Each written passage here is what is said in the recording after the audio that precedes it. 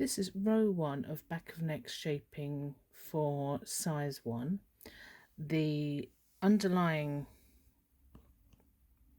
fabric that I have here is actually 50 stitches wide, which is exactly the same as what we will need for before the decreases, but you would have extra here at the beginning and extra at the end, but we'll just see how we go. So to start off with, I'm going to make a standing double crochet. So I have my slip knot on my hook. I'm going to find my first V. I'm going to put my hook in here, and we're going to use this push and push method. I'm actually using a double knit yarn here, so we're going in the V, yarn over and pull through, and then yarn over and pull through the 2 loops on your hook. Now if you want to, you can bring this yarn along so that you can cover the ends as you go. So we are going to do the first row of 50 stitches. So we've done the first stitch here, and on this row it says to do however many stitches. So in size 1 is 49 to size 17, which is 89, but that's after doing your standing double crochet, so you'll have 50 stitches in total. So we're going in and through, just going to cover that up for now, and we're just going to work our way along. So our first row is in the V's because it is in the right side of the row. I'm going to carry on and I will see you at the end. Now if we were leaving 18 stitches, this we'd stop here, so I'm just going to check that I've got 10 stitches left. So we're going to be looking actually not at the V's in this case, we're just looking at the top. 1, 2, 3, 4, 5, 6, 7, 8, 9, and I wanted to have 10 stitches left, so let's just do here, and that should give me 40 stitches. I'm just going to count those, 38 and 40. So we've got 40 stitches instead of 50. But then, so we've just finished our row. We've got 10 stitches left, so 10 shorter than the sample size. We're going to make a chain and turn, and then we're going to work 1 stitch into each of the A's. So the first row is V's because we're going in the same direction. But when we come to our short rows, we're going to turn, and so we're going to work into the A's. The A's are this part here, and so I'm going to work into 34 of these. So I'm going to do 34 stitches, which should leave us with 5 at the end. So I'm going to just do this. Some of these are a wee bit on the tight side. So I will see you at the end of this row. So we should have 5 A's left, which looks like 6 loops, but it's 5 A's. So then we're going to make a chain and turn, and then we're going into the A's again, but we are going to skip that end bit there that isn't an A, but we're going into this one here, which effectively is part of this stitch. Okay, so as we're going into that A, it's actually that very first stitch.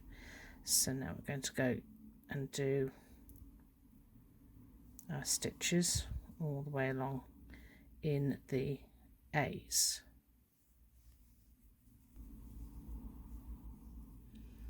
So we've got to this end, and we've again got 1, 2, 3, 4, 5 A's left, which actually looks like 1, 2, 3, 4, 5, 6 stitches, but it's not. Okay, so we've got 5 A's left, although the last one is a little bit fuzzy.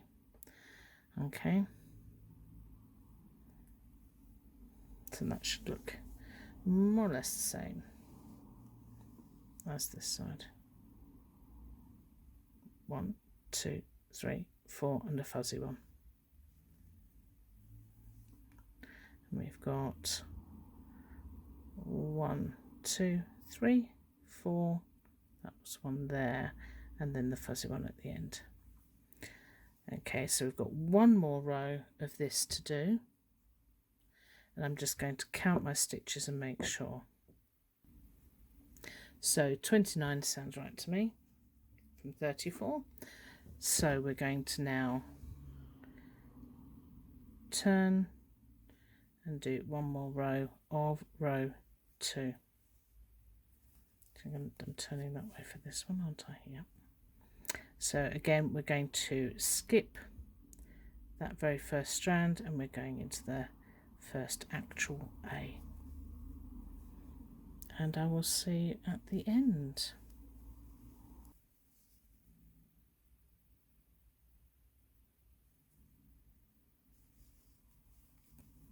So there you could see me just checking that I'm working backwards. We've got this odd one and then 1, 2, 3, 4 actual stitches. I think that's right. So we've got this odd A at the end and 1, 2, 3, 4, which should leave us with 24 stitches because I'm working 10 less than size 1.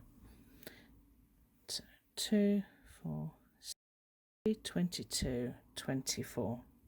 Excellent. So the next thing we're going to do is we're going to not fasten off. Okay.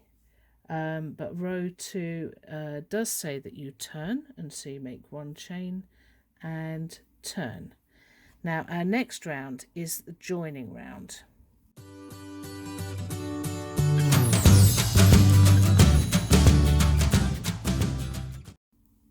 And what happens here is that we're going to go from our back rows here to actually joining this as the top in a round.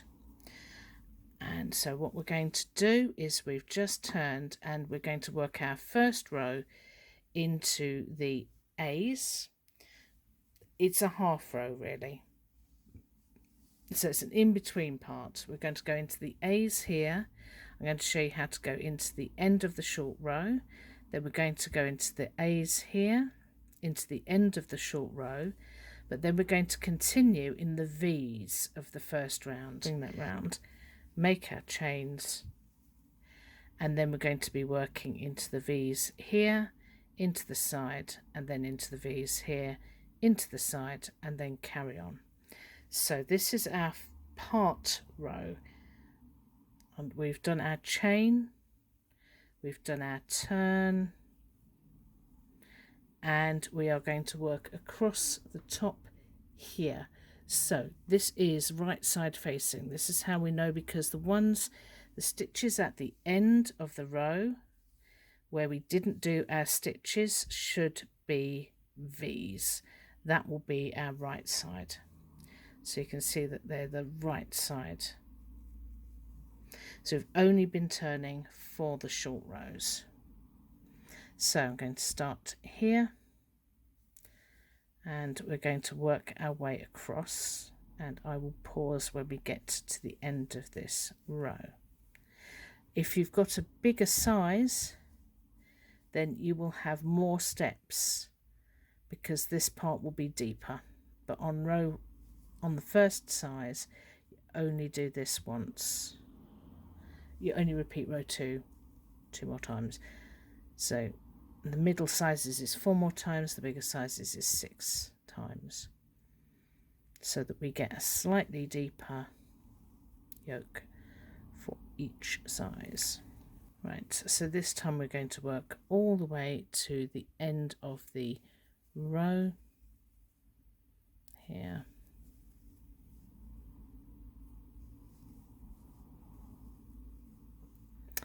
And then we're going to work into that end of the row bit on this row here, which is the same row that we're currently on.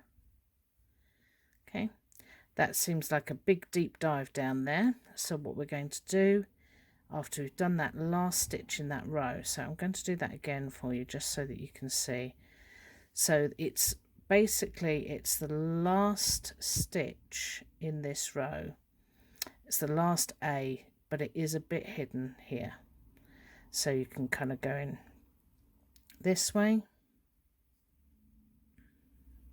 but try and keep in that top row. So as long as you try and get under 2 strands, I always try and get under 2 strands. That's it. And then you do an extra stitch in the side of the row below. So that's the extra one. And then we're going to do 5 stitches into the A's again. So we are going to, now this does seem like a bit of a leap, but we've got our stitch ending here, and so it kind of works. We're going in here, so not in the stitch that's directly underneath. So we've done our whole row, including that little one at the end. Then we go into the side, and then we go into that 5th one. So we're going 1, 2, 3, 4, and then our 5th one goes into that part A there, kind of where the chain was. Then you also go into the side of the row below, there, and then this time, because we're going to be going straight into this row, you can see that that V has already been used, so we're going to go straight into this V here.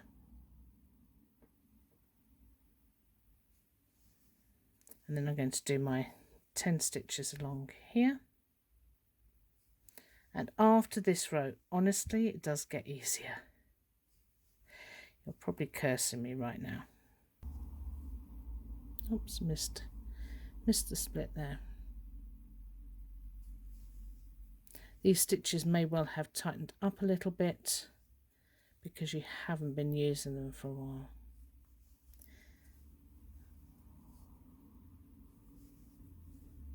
Okay, so once we get to our last stitch, we've got 2 more, one there and one here.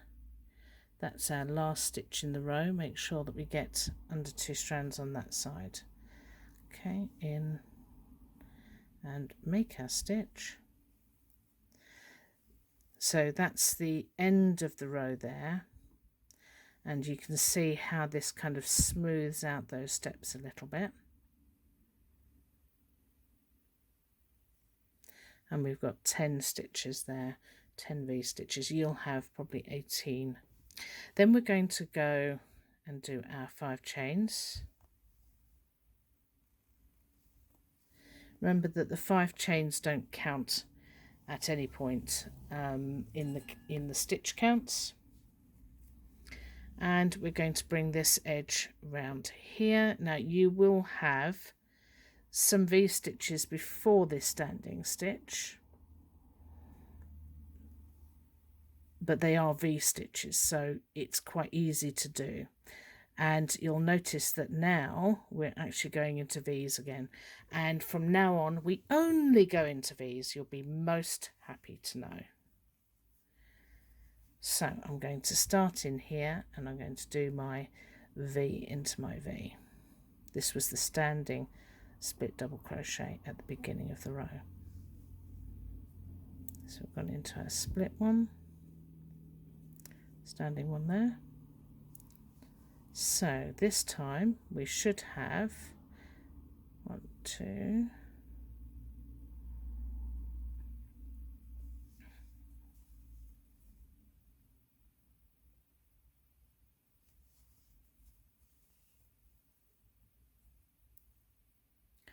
so we've got our 5, but then we've got this really strange one here. So that stitch has been used, but we can go in there instead of the side of the stitch. But then we're going to go into, can you see we've got our V's here? So we've done into a V here, and this one kind of looks like it's over this one. So we're actually going to add a stitch in the end of the row here. try again to make sure that you go into 2 strands, and then we're going to go into that V. This will create, so you will have, it's like for each step you will have an extra stitch. So as we come up to this final step here, okay, so you can see we're going to go into here, and then we're going to go into this V stitch, and then we're going to go into the side